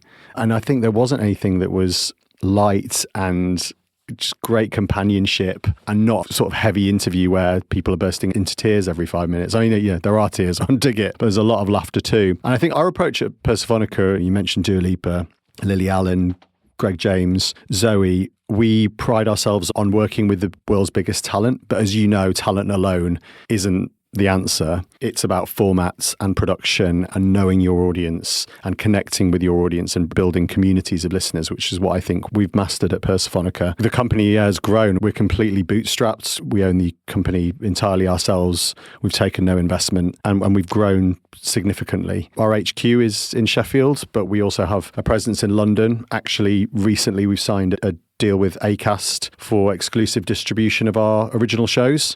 So they're selling our ads. They're selling ads across our network alongside our in-house sales team. So we're also growing a sales team.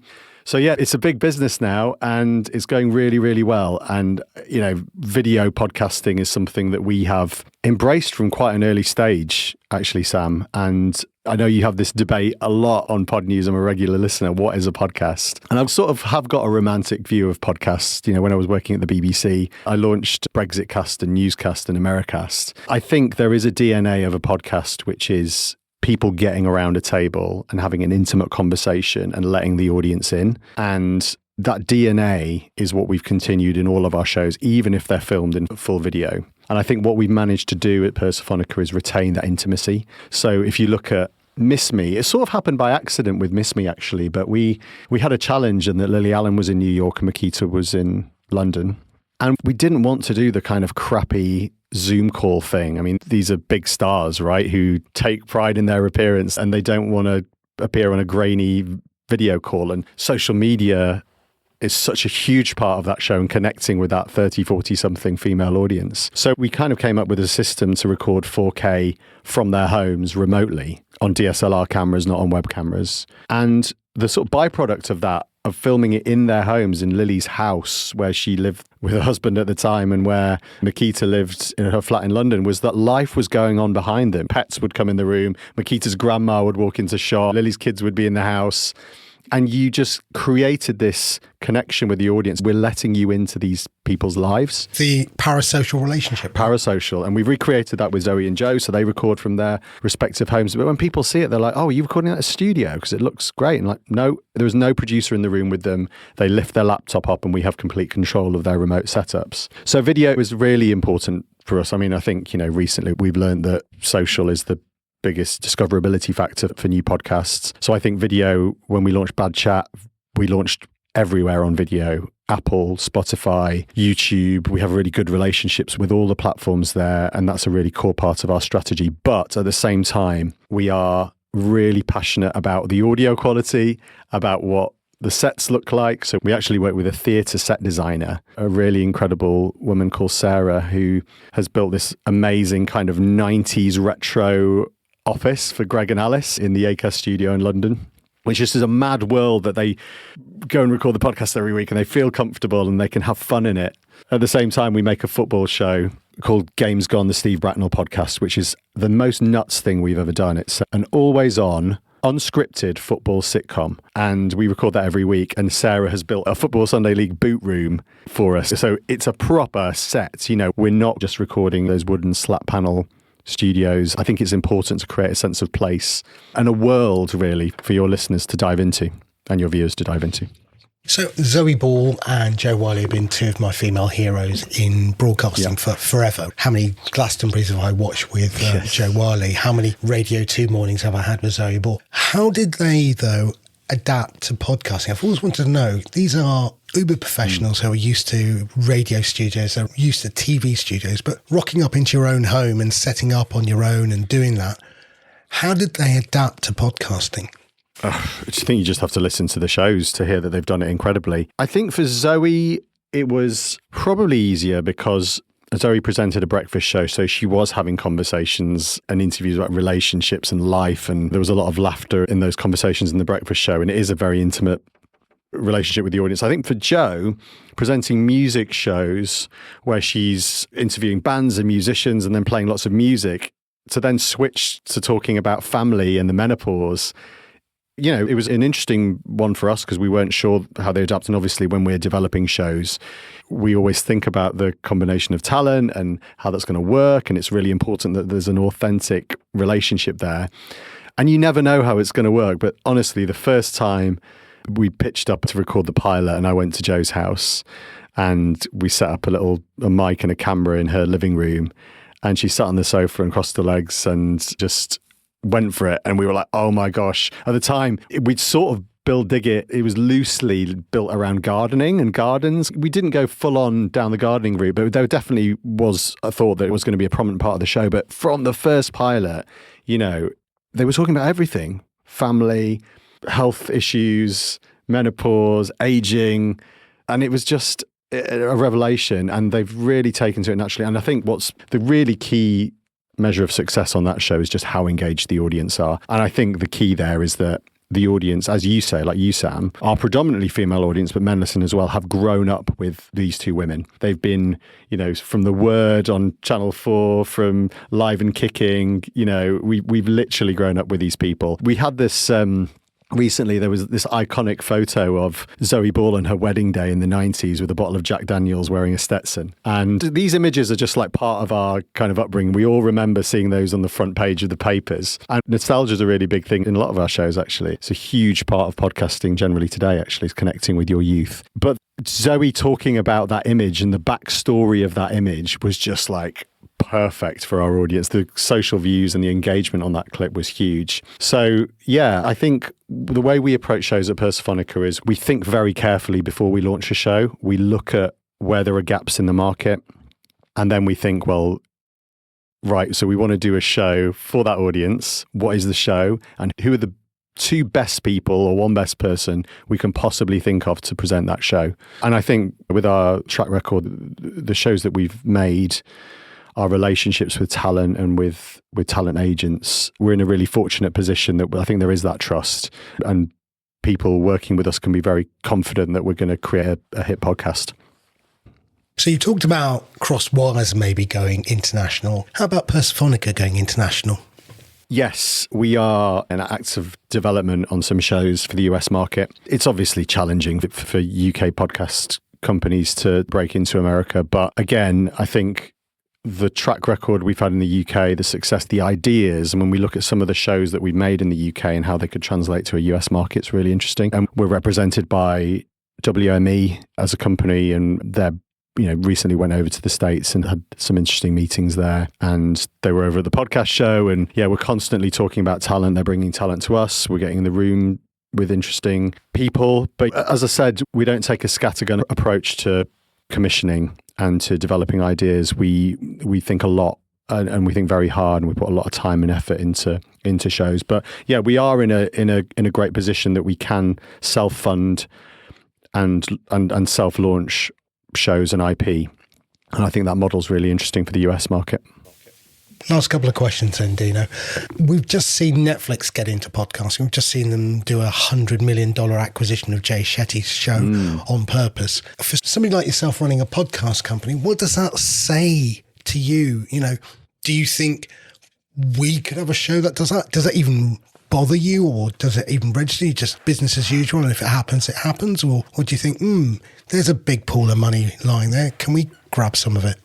Look, it's definitely exciting, and there are shows that we make where, so for example, Joe and Zoe just did a show from the Chelsea Flower show, a Dig It special, and we put a lot of effort into thinking about how that looked for YouTube, and you could absolutely see shows like that working for TV. I think for me, it's really got to work for the audience, for the listeners. Everything we do is about the community of listeners that we're building and what we're offering, that in terms of membership, in terms of live events. We're building 360 brands here. They're not just podcasts. They are, I know lots of people talk about shows over podcasts now, but we're building brands. And not everything works for every show, right? So a newsletter might work for one show, not another. A Patreon might not work for one show, might not work for, might work for another. I think you've got to take the approach, like what is right for that show. We are seeing increasingly, we're just looking at the stats, and we're seeing increasingly people on shows like Dig It, watching them on YouTube on their TV in the living room.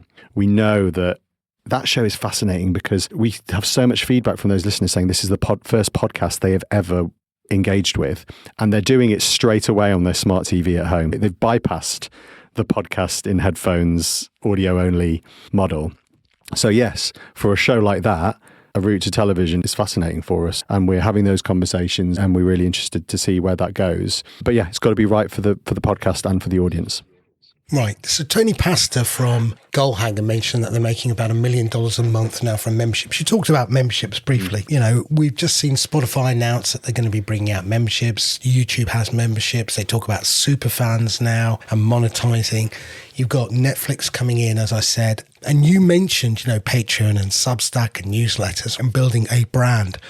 Which platform eventually are you going to drive your audience to? Because you can't just do a shotgun scattergun approach.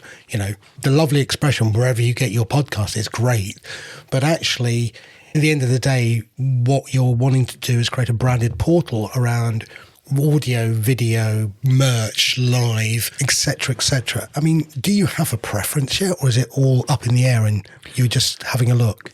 Yeah, we're platform agnostic, and we work really well with all the major platforms because you have to be where the audience are. The audience is everywhere. And we're experimenting a lot with platforms. YouTube is a fairly new platform for us. I think we've seen a lot of success with Apple. Apple's moving into video. As I said, Bad Chat launched on Apple Video from launch. And we really value those relationships, and we work hard to make sure that the podcast is where people go. I mean, the other day, somebody contacted us saying, I'm listening to Bad Chat on Audible. Like, now most people just forget that you can even listen to podcasts on Audible, right? So we'll take the audience wherever they are. But you're right, when it comes to subscription and membership, it's something we're constantly thinking about how we add value to the audience. We've had a long relationship with Patreon on political currency. We have a 2-tier membership system on that platform. I think the Patreon guys are brilliant. We get on really, really well with them. I think that platform is good from a UX point of view about having your chat room on platform and being able to watch the content there. I think for people who are not very tech savvy, I think that works really well. So we're talking to Patreon about our other shows that may be launching subscription models in the very near future. But it's also, again, it's about what we can offer to the audience, but also what the talent have capacity for. And I think the old saying, which is you only get out of it what you put into it. And that's absolutely the case with membership. And I think where we've made mistakes before in the membership side of things is launching one without a proper strategy of what that content's going to be. So we've pivoted on that. And before we launch one now, we really make sure that there is value, whether that's bonus content, in-person events, getting closer to the hosts, which is what, you talked about the parasocial relationship. That's what people want to do. So the answer to that question is we're having some really interesting conversations with Patreon. But in terms of the other platforms, we are platform agnostic.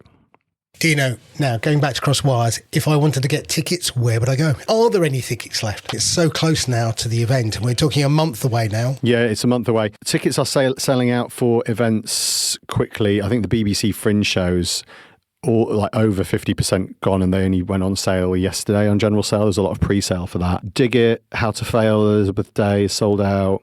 Bunch of other shows that are sold out, but there are still tickets available if you go to crossedwires.live. And look, I know the people listening to this podcast work in the industry. We're not an industry festival, but there are lots of podcasty people here around the side. There's a fantastic pub in Sheffield called Fagin's, and that is the unofficial kind of industry hub, and some really great conversations happen there. And I think it's also just a great opportunity for people in the industry to see who's listening to their shows, like to get in a room and you go, oh, right, I thought it was all under 30 females, but actually there's a load of blokes in the room. Okay, interesting. So I think in terms of market research and just getting together and having some fun and coming to the great city of Sheffield, where you will be very welcome and we will look forward to hosting you. Please come along. Congratulations on the growth and success of Persophonica. I've known you for a while now, and well done. And an amazing job as well with Crosswires. Thanks so much, Sam. Yeah, and congratulations with True Fans. And, I'm a long-time listener of Pod News. I listen every week religiously, and the newsletter's great as well. Thanks, Dino. Take care, mate. See you soon. Cheers, mate.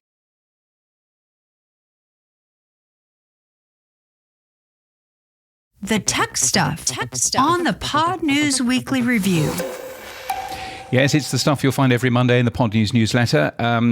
Here's where Sam talks technology. Actually, there will be an awful lot of talk of signatures and stuff. But I think first, Sam, you have an AI corner for us. How exciting! I'd rather not. It's a certain Mr. Cridland who's been writing a lot about it, so I thought I'd put it all into one box. It looks like Podpage, the podcast website company, has launched an AI-powered SEO assistant.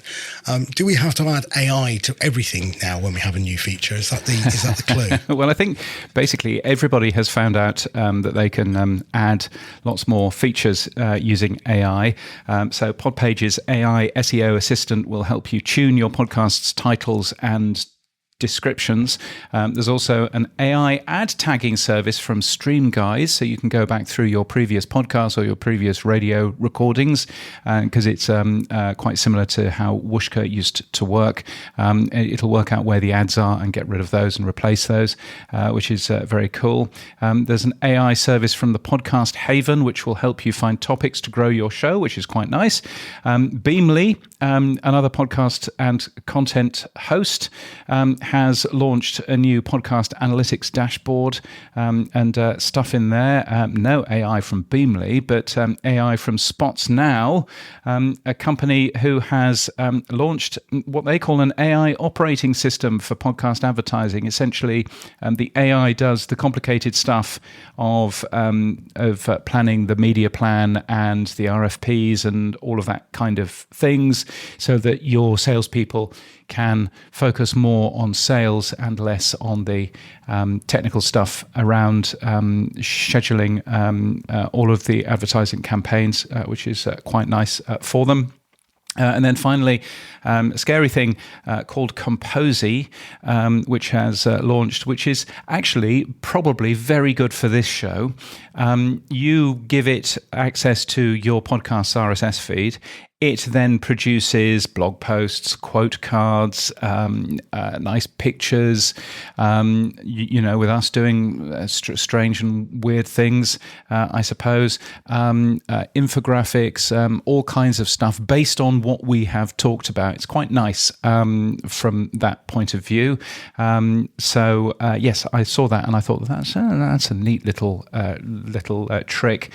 And the idea is that it will take one show and make a month's worth of content out of just one show. Wow. There's a thing. So yeah, loads and loads and loads of new AI tools going on, of course, more in the Pod News newsletter over the last week. But you can very much see that people are throwing everything into the AI basket and seeing what sticks. Now, this is a discussion. This needs to be brought to air. James, you pointed out a few weeks back that we were, or you were getting on Pod News Daily as someone spoofing your user agent, and then you said there's no way to have secure user agents. On the back of that, we also had the new HLS video and audio, and I noted on TrueFans how many bots were streaming the audio and video and how many minutes of time they were taking, in some cases hours of time they were taking. And these two issues then sort of aired themselves at the London Podcast Show in the Podcast Standards Project. Tom Rossi, one of the co-founders of Buzzsprout, was very concerned that, they were going to have a lot of high costs from bots streaming video, which is very expensive. And then there was a whole discussion around user agent identification. So Tom went away after the London Podcast Show and he's come up with an idea to improve client identification in the podcast ecosystem. He's suggesting a better way for apps that request downloads to be identified. Tell me more, James. Yeah, and I think this is a really important thing. So there's a number of different things going on in this, and I think people have got, some people in the podcasting world have got a little bit upset about some of the things that they think that this is there to do. So it's probably worthwhile just sort of stepping back and going, okay, what is Tom proposing? Tom is proposing that right now, at the moment, if you want to download a file, then your app, any app, will tell the podcast host what the app is. They will say, hello, I'm Apple Podcasts, I'm this version, and I would like this file, please. The problem with that is that user agent, hello, I'm Apple Podcasts, is just whatever you want to write in your code. So anybody else can pretend that they are Apple Podcasts. I had somebody pretending that they were the Pod News bot, for example. And so it looked as if we were accessing a set of shows. We weren't, but it looked as if we were accessing a set of shows. So anybody can pretend that they are anything else.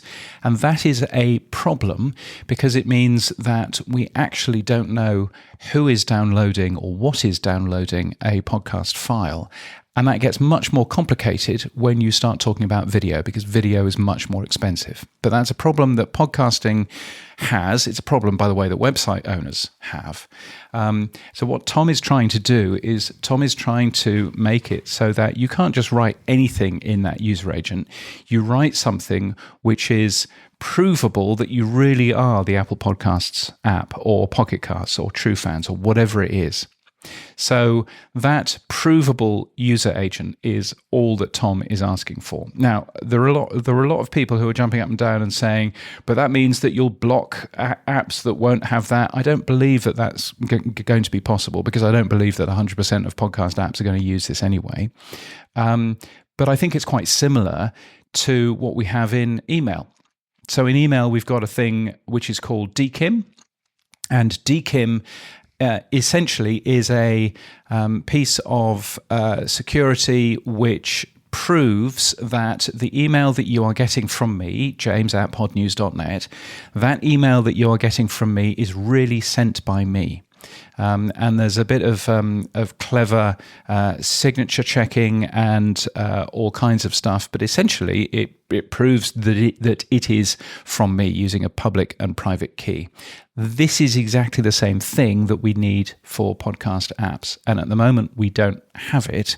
And at the moment, that essentially means that anybody can pretend to be Apple Podcasts, or worse, a web browser, because nobody's going to block a web browser, in order to download files. And that's bad news for podcast hosting companies. It's bad news for podcasters. And it would be nicer, wouldn't it, if that was a more dependable number. So that's basically where we are in terms of that.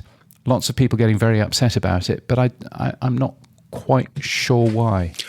Well, one of the things that people are upset about is because if you're an app with no back-end server, then this might not work for you because it's a server-to-server requirement. And so Eric PP and several other app developers have said, then what if my app is just an app and doesn't have a back-end server, blah, blah, blah. So I think... Well, yeah. Yeah, I mean, I can see, but I think what Eric PP has jumped to is the implementation of it. And at the moment, the implementation of it, we'll work out a way that we would actually implement this. Tom's idea, which comes from our sponsor Buzzsprout, is an idea that I don't think can work in a web browser. And so if it doesn't work in a web browser, it's dead. From my point of view, it needs to work in a web browser. But the implementation is different to the need for it. And there are lots of people who have this sort of religious belief that we shouldn't be tightening this kind of stuff up at all. And I think that's the bit that I'm having trouble with. Yes, the implementation is probably entirely wrong right now, but the implementation can come once we've actually, agreed that this is a thing that actually we do need in the podcast industry. Yeah, I mean, I also, we talk about people who are anti it. I mean, we have people who are pro it. Oscar Murray from Fountain said, I think something like this makes a lot of sense. Some things we have to consider. He was looking at additional HTTP requests because you can't put it in mobile apps in the code base because there may be other uses other than just looking at who's requesting it for streaming content or video. So again, you're right, yeah. James. I mean, people are jumping straight to, well, if this is the implementation, I'm out, as opposed to this is the problem. Let's collectively put our heads together and see what could be the answer. And Tom, being brave, has put the first answer up. Okay, maybe that's not the answer, but don't throw out the problems as well. No, I think it would be a foolish thing to end up doing that, and we shouldn't forget. I think that people are putting their arms in the air and going, "Oh no, this is the worst thing that could possibly happen to podcasting," because there is the implicit suggestion that people would be blocking apps that don't support this. Firstly, I don't think that will happen, but secondly, we block apps anyway. We block apps, we block IP addresses. Mm-hmm. We're all blocking stuff because we all have to, because there are bad actors out there. So I think it's naive in the extreme to say, oh, we should never be blocking anybody that wants to download our stuff. We all do that anyway. So I think some of it is coming from just a position of ignorance, and some of it is coming, as ever with the podcast as ever with Podcasting 2.0, there are a lot of people who are looking at this only from their own viewpoint and not considering the wider industry issues. And there are an awful lot of people putting their hands in the air and going, oh no, this is a really, really bad idea. Not very many podcast hosting companies doing that though. No. Because actually it's the podcast hosting companies that really need this. We are under attack. We that run podcast hosting and that run websites, we are under attack this year more than we have ever been. The amount of automated accesses that our online systems are seeing has gone through the roof. It's costing us so much more money. And all we're asking here is, can you prove who you are, please? Not prove who you are from a person point of view, but prove who you are from an app point of view. That's all we're asking. I don't think that's a difficult ask, but to some people, it's the beginning of the end of the open web. But we're doing this in terms of email anyway. This is what I don't get. So yeah.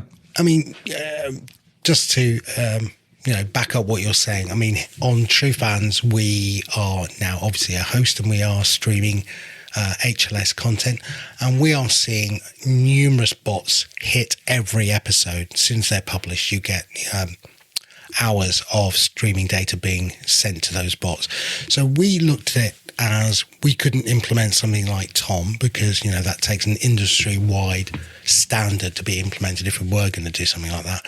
So we used the list. I think you're involved with it as well, the OPORG bot list, which is available for everybody. John Spurlock runs it. I think you're involved in it. And it's a good first step. It's not perfect, you're right, because anyone can spoof a user agent, but it's a good first step because those user agents that are self-certifying in effect or are on that list, we then can show at our admin level, if we want to block them, we will. And then at the individual podcaster level, we show which bots are streaming your content, and you as an individual can choose to block them. Now, that may not be perfect, and it isn't, but it's a good first step, I think. Yeah, I think there's that is obviously a good first step, but the Achilles heel with OPORG is that you can say, if I want to pretend to be True Fans tomorrow, I can. Sure, I mean, that's what I said. It's not perfect, right? I'm agreeing with you. It's not perfect, and we don't have a solution. But I can't sit here going, oh, well, if we haven't got a solution, do nothing. I think, in fact, you have a great article on Pod News Daily. Using a podcast app, you're not sure what your user agent is. Here's a simple way to check, right? So, you can go and work things out. And I think if we can feed back, I'm going to look to feed back to John. We don't know who this is. Can you add it? Can you check it? Can you help us? Rather than but again, this isn't solving the problem that Tom is trying to solve. We've had user agents for the last 30 years. Mm-hmm. What we don't have is any way of actually showing that user agent is really what is accessing. Sure. If I wanted to do something bad with podcasts tomorrow, I could pretend that I am the Apple Podcasts app and download stuff, and no one is going to block the Apple Podcasts app. So this is the thing. Using user agents isn't new. We've been doing that for the last 20 years. What's new here is we have no faith in those user agents actually being. It's just an honesty box at the moment. Yeah. And unfortunately, we are seeing that honesty sometimes doesn't always work, sadly. No, and as I said, it's not perfect. We're doing it as our stage one. We hope that the industry comes up with a better solution where user agents are certified or and then we'll implement that. But, here you go. Yeah, indeed. Last but not least, James, now, I think you pointed out this might not be new, but it was certainly something that came up on the Mastodon chat. Twit, This Week in Tech, which is Leah Laporte's famous network of podcasts, added support for Podcasting 2.0. We all got very excited because we thought one of the OGs had added Podcasting 2.0, but you then said, no, they've been doing this for a while. Yeah, they have been doing this for quite some time. I was very excited. I think possibly even 2 years ago when I saw the podcast person tag, for example, where you can see who is in each of his shows and who the guests are and everything else, that appearing. But yes, slowly but surely we are seeing more support of some of these tags. The person tag, he's supporting chapters and transcripts, as many people are. Apparently supporting the episode tag as well, which is an interesting one because that's not got an awful lot of support. So maybe it's a byproduct of the podcast hosting company that he's using. I don't know, but great to end up seeing somebody else supporting those additional tags, and particularly the person tag, which is a great opportunity, I think, to make it easier to find other shows that this person is in. If you can do that, then great. One of the things they say they support is the transcript tag. But they've implemented it in a really, really odd way because they've put the link to an HTML page, which means it can't be included within the app, or at least we have to make some changes. What do we have to do, James, to make a change so that we can include that web page in effect within the app? Well, and unfortunately, this comes back to my long-standing grumble that podcasting 2.0 is way too complicated. They are supporting the podcast transcript tag absolutely fine, because one of the ways that you can support the podcast transcript tag is to bung a website in there, a web page in there, and link to it through text/HTML. And as we are hearing, it has made your life an awful lot harder because all of a sudden you need to work out how you're going to support that, if you are going to support that in the first place. It comes back to what I was saying a month or two ago, which is that tag needs to be simplified, and we need to take the HTML out. We need to take the text links out. We need to push people to use VTT only, because VTT is is a great tool for all of this. And these other formats, we shouldn't have a specification that has 4 different formats, because then guess what? One person uses a format that we weren't expecting, and we go, oh, well, he's doing something wrong. Well, he's not. He's doing something absolutely perfectly right according to the specification that we have written. But it's just that our specification requires every single podcast app developer to deal with 4 different formats. But I get told off for saying this, and I got sort of slapped down when I wanted to make the tag much easier for developers to implement. So it's a bizarre thing, but at least we're now learning that it's a bad thing to have 4 different formats in a tag when one would have done. Yes. Do you want to move on, James? Yes. I'm sounding very grumpy today. No. Boostergram, super comments, zaps, fan mail, and voicemail. Our favorite time of the week, it's the Pod News Weekly Review inbox. Yeah, so many different ways to get in touch with us. Fan mail by using the link in our show notes, or boosts, or email as well. We share any money that we make as well, and we thank you so much for doing that. What have we got, Sam? We've got, I think we had a very angry piece of fan mail last week. Yes. From somebody who was very upset that I said what a hateful person J.K. Rowling was. So best not say it again. That would clearly be a mistake, wouldn't it? Yes. And I think that was the only one, in fact. So by all means, if you have any comments on the show, either the best way, of course, is to click the fan mail button in our show notes from our sponsor Buzzsprout. That will let you record a voice note, and those are the ones that we really like. So go and use that, or send us an email if you like. weekly@podnews.net. You can be as grumpy as you like. And thank you as well to our many power supporters, including our latest one, James Preston White from Lean and Loaf. Thank you, James. Also, John McDermott, Claire Waite-Brown, David Marsell, and Cy Jobling, to name but a few.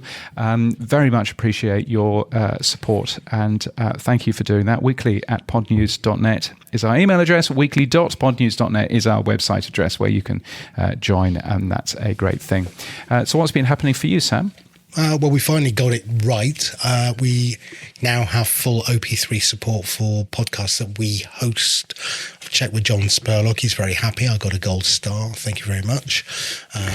What do you mean by support? Well, we add the prefix. So we add the OP3 prefix to the podcasts that we host. It's not to everything that's on our platform, but just the ones that we host. And so, like all these things, I wanted to make sure we got it right. Sent it over to John. Yep. Thank you very much. That's good news. Excellent. So that's good. So hopefully we can add to the pool of analytics and, give our little 3p worth of data. We also did more work on our premium feeds, secure.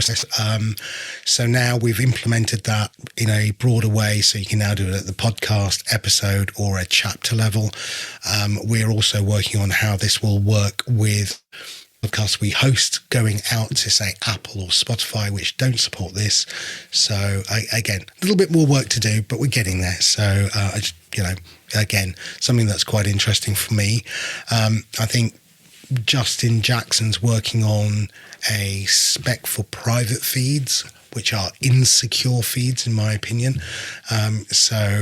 Again, I think we need a lot more to do. And going back to what Oscar Merry said about the extensibility of maybe signatures, maybe that's the way forward. So there's a lot of stuff going on. That's all I'm trying to say within this area of premium content, private feeds. So watch this space. Yes, indeed. And also in our show notes, I notice a concerning photograph of you in shorts. What's going on there? Concerning. It looks as if you're doing exercise there. Award-winning. Yes. Yeah, well, it's part of the South Downs walk that we're doing. So there's a whole bunch of us. There's about 12 of us doing it. It's great fun. We just rock up, leave our cars at one end, set of cars at the other end, and do 28 kilometres, let's say, which is the one we just did. Lovely countryside, and we have stupid long chats. So yes, South Downs, nearly done. 3 more legs to go till we hit Eastbourne. Yeah, and we started in Winchester, so about 100 miles. Very nice, very nice. Gosh, that looks like hard work. James, what's happened for you? I'm talking to you from Canada today. They've given me a suite, which is very fancy. But it's a suite in a hotel that would have been really quite impressive in about 1983. So there is always that. But I'm in a place called Kelowna in British Columbia, and I have a balcony. Never heard of it. I have a balcony here. I can look out to the lake, which looks very pretty. The sun is out. Nice. It's shining. It was a nice warm day. Yesterday I got on a Uber bike to cycle up to the pub. So that was nice. And yes, so was it downhill on the way back? It was all flat. So that was good. Oh, right. Can't work out how to get the helmet out of the bike though. So although it came with a helmet, I couldn't work out how to put it on. So that's something for me to learn for later on today, I suspect. But that's all good. So yes, here for a radio conference. So I've got my radio hat on, but also on Friday, hopefully Friday afternoon, catching up with Justin Jackson, who lives about an hour north of us here. So, and I can kind of understand why Justin looks the way he does now, because he does live in the middle of the most beautiful countryside.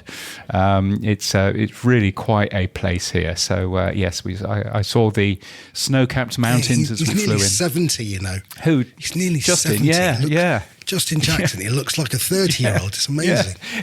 It's when he talks about his kids, and then you realise how old his kids are, and you realise, oh, you're not quite as young as I thought you were, Justin. So so I'm looking forward to seeing him on Friday or today, as you are listening to this. So that should be fun. And yes, that's sort of my life here. Very much, it's always fun to travel and to see new places. And it does look like a very nice day outside. So I'm looking forward to going out and enjoying some of that. Anyway, that's it for this week. All of our podcast stories taken from the Pod News Daily newsletter at podnews.net. You can support this show by streaming Sats. You can give us feedback using the Buzzsprout fan mail voice link. In our show notes, you can send us a boost or become a power supporter like the 25 power supporters at weekly.podnews.net. Yes, our music is from TM Studios. Our voiceover's Sheila D. Our audio is recorded using Clean Feed. We edit with Hindenburg, and we're hosted and sponsored by Buzzsprout. Start podcasting. Keep podcasting. Get updated every day. Subscribe to our newsletter at podnews.net. Tell your friends and grow the show. And support us. The Pod News Weekly Review will return next week. Keep listening.